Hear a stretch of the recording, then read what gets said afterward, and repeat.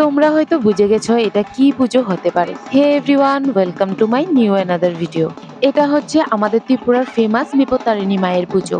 এখানে আমার মাও আছে, তো আমি ঘরে রান্না বান্না সেরে স্নান করে রেডি হয়ে এখন যাব পুজোতে। তো আমিও বেরিয়ে পড়লাম পুজোতে যাওয়ার জন্য। তোমরা দেখতেই পাচ্ছ এখানে মায়ের পুজো চলছে। এই মায়ের পুজোয় নাকি নিজের ঘর থেকে কিছুই দেওয়া যাবে না।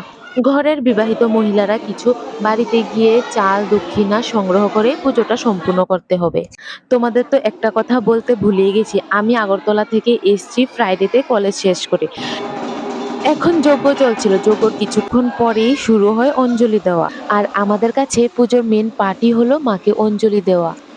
মায়ের পুজো শেষ করে এখন সবাই মিলে চলল পান তেল ভাসানোর জন্য। এই ঢাকের শব্দটা শুনলে না একদম দুর্গাপুজোর অনুভূতিটা চলে আসে।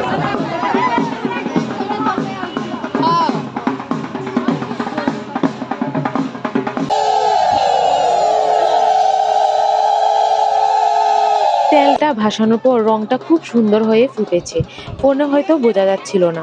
এখন বসে গেলাম প্রসাদ খাওয়ার জন্য, আর ভালোই ভালোই পুজোটা কাটলো। সবাইকে টাটা।